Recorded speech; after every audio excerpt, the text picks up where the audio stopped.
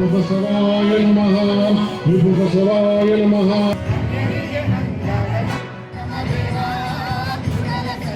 ಹಾಗೆ ಶಿವ ನಿರಂತರ ನಿಂತಾಗಿದೆ ಅನ್ನುವಂತ ಸಂಗತಿಯನ್ನ ಬಸವಣ್ಣ ಇಲ್ಲಿ ಹೇಳ್ತಾರೆ.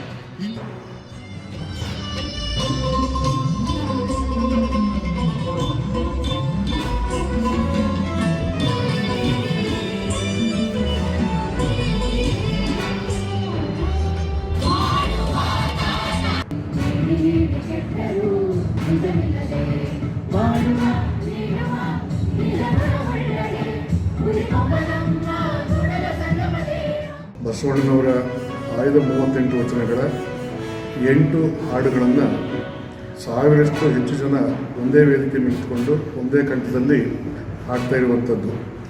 ಸಾಮಾನ್ಯವಾಗಿ ವಚನಗಳು ಅಂದ ತಕ್ಷಣ ಬಹುಪಾಲು ಧಾರ್ಮಿಕವಾಗಿ ಅಥವಾ ಶಾಲಾ ಕಾಲೇಜುಗಳ ಪಠ್ಯ ವಿಷಯವಾಗಿ ಮಾತ್ರ ಗ್ರಹಿಸಿಕೊಳ್ಳುವಂಥ ಒಂದು ಸಂದರ್ಭಗಳ ನಡುವೆ ಒಂದು ಸಾಂಸ್ಕೃತಿಕವಾಗಿ ಜನಗಳನ್ನು ಸೇರಿಸುವಂಥ, ಆ ಮೂಲಕವಾಗಿ ಜನಮಾನಸದ ನಡುವೆ ಬಸವಾದಿ ಪ್ರಮುಖರ ವಿಚಾರಧಾರೆಗಳ ಜಾಗೃತಿಯನ್ನು ಮೂಡಿಸುವಂಥ ನಿಟ್ಟಿನಲ್ಲಿ ಇವತ್ತು ನಡೀತಿರುವಂಥ ಈ ಪ್ರಯತ್ನ ಇತಿಹಾಸದ ಪುಟಗಳಲ್ಲಿ ದಾಖಲಾಗುವಂಥದ್ದು.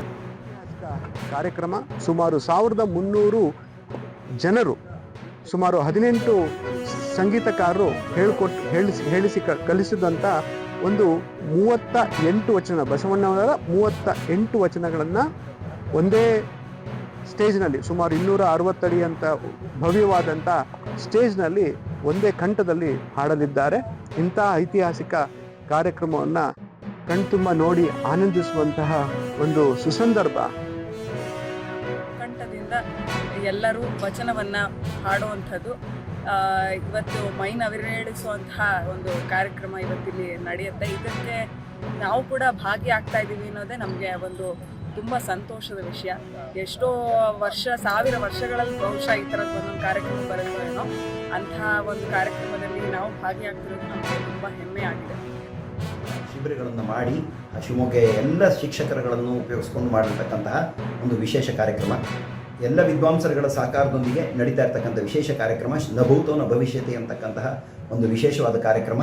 ಈ ಕಾರ್ಯಕ್ರಮದಲ್ಲಿ ಶಿವಮೊಗ್ಗೆಯ ಎಲ್ಲ ಸಂಗೀತ ಹಾಡ್ತಕ್ಕಂತಹ, ಸಂಗೀತ ಕಲಿತಾ ಇರತಕ್ಕಂತಹ ವಿದ್ಯಾರ್ಥಿಗಳ ಜೊತೆಗೆ ಭಜನ ಪರಂಪರೆಗೆ ಒಳಪಡುವಂಥವರು ಸೇರಿ ಒಟ್ಟಿಗೆ ಹಾಡ್ತಕ್ಕಂತಹ ಒಂದು ವಿಶೇಷ ಕಾರ್ಯಕ್ರಮ.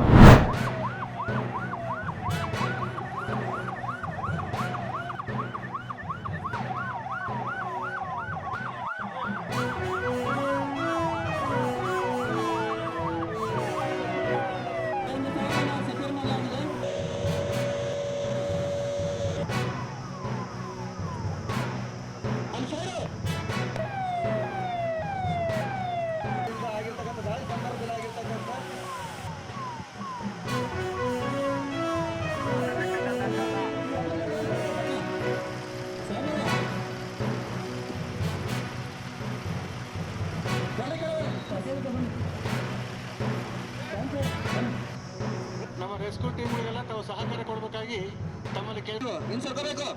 ಫೈರ್ ಮಾಡ್ತಕ್ಕಂಥವ್ರು ನಾವು ರಾಯಚೂರು ಜಿಲ್ಲೆ ಶಕ್ತಿನಗರ ದೇವಸುಗರ ಏರಿಯಾ ಹತ್ರ ಒಂದು ಅಣಕು ಪ್ರದರ್ಶನ ಮಾಕ್ ಡ್ರಿಲ್ ಮಾಡಿದ್ದೀವಿ ಸಿವಿಲ್ ಡಿಫೆನ್ಸ್ ಆ್ಯಕ್ಟ್ ಅಡಿ. ಸೊ ಬೇಸಿಕಲಿ ಅಣಕು ಪ್ರದರ್ಶನದ ಮೂಲ ಉದ್ದೇಶ ಏನಂದರೆ, ಏನಾದರೂ ಶತ್ರು ದೇಶದಿಂದ ನಮ್ಮ ಮೇಲೆ ದಾಳಿ ಆದರೆ ಸಾರ್ವಜನಿಕರು ಯಾವ ಥರ ಅದಕ್ಕೆ ಪ್ರಕ್ರಿಯೆ ಮಾಡಬೇಕು, ಮತ್ತು ನಮ್ಮ ಎಲ್ಲ ಬೇರೆ ಬೇರೆ ಇಲಾಖೆಗಳು ತಂಡಗಳು ಯಾವ ರೀತಿ ಅದಕ್ಕೆ ಇಮಿಡಿಯೇಟಾಗಿ ಫಸ್ಟ್ ಏಡ್ ಕೊಡಬೇಕು, ಬೆಂಕಿ ಪರಿಸ್ಥಿತಿಯಲ್ಲಿ ಯಾವ ರೀತಿ ಫೈರ್ ಅವರು ಅದನ್ನ ತುರ್ತಾಗಿ ರೆಸ್ಪಾಂಡ್ ಮಾಡಬೇಕು, ಆಂಬುಲೆನ್ಸ್ಗಳು ಎಲ್ಲ ಯಾವ ಥರ ಮಾಡಬೇಕು, ಮತ್ತು ಎಂಥ ಪರಿಸ್ಥಿತಿ ಬಂದರೂ ಎಲ್ಲ ಇಲಾಖೆಗಳು ಸೇರಿ ಅದನ್ನ ನಿಭಾಯಿಸೋಕ್ಕೆ ಒಂದು ಟ್ರಯಲ್ ಅಂತಲೇ ನಾವು ಅದಕ್ಕೆ ಹೇಳ್ಬೋದು. ಮತ್ತು ನಮ್ಮ ಮೆಡಿಕಲ್ ಸರ್ವಿಸ್ ಇರ್ಬೋದು, ರೆವಿನ್ಯೂ ಇರ್ಬೋದು, ಪೊಲೀಸ್ ಇರ್ಬೋದು, ಫುಡ್ ಡಿಪಾರ್ಟ್ಮೆಂಟು, ಹೀಗೆ 10ಕ್ಕಿಂತ ಅಧಿಕ ಇಲಾಖೆಗಳು ಇದರಲ್ಲಿ ಪಾಲ್ಗೊಂಡಿದ್ದಾವೆ. ಮತ್ತು ಈ ಕಾರ್ಯಕ್ರಮದ ಮುಖ್ಯ ಉದ್ದೇಶ ಜನರನ್ನು ಇಂತಹ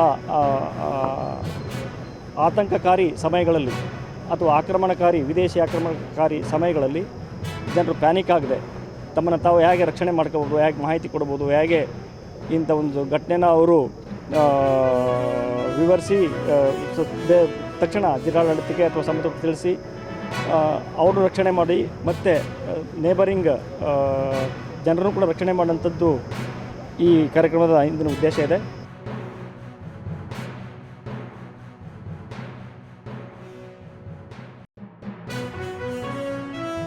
ನಮ್ಮ ವಿದ್ಯಾರ್ಥಿಗಳ ರಕ್ಷಣೆಯನ್ನು ಯಾವ ರೀತಿಯಾಗಿ ಮಾಡಬೇಕಂತೇಳಿ ನಮ್ಮ ವಿದ್ಯಾರ್ಥಿಗಳಿಗೆ ಇವತ್ತು ಒಂದು ಅಣುಕು ಪ್ರದರ್ಶನವನ್ನು ಜಿಲ್ಲಾಡಳಿತ ಹಾಗೂ ಜಿಲ್ಲಾ ಪೊಲೀಸ್ ಇಲಾಖೆ ಹಾಗೂ ವಿಶ್ವವಿದ್ಯಾಲಯದ ಒಂದು ಸಹಯೋಗದಲ್ಲಿ ಇವತ್ತು ಶಕ್ತಿನಗರಲ್ಲಿ ಏರ್ಪಡಿಸಲಾಗಿತ್ತು. ಈ ಕಾರ್ಯಕ್ರಮ ತುಂಬ ಯಶಸ್ವಿಯಾಗಿತ್ತು.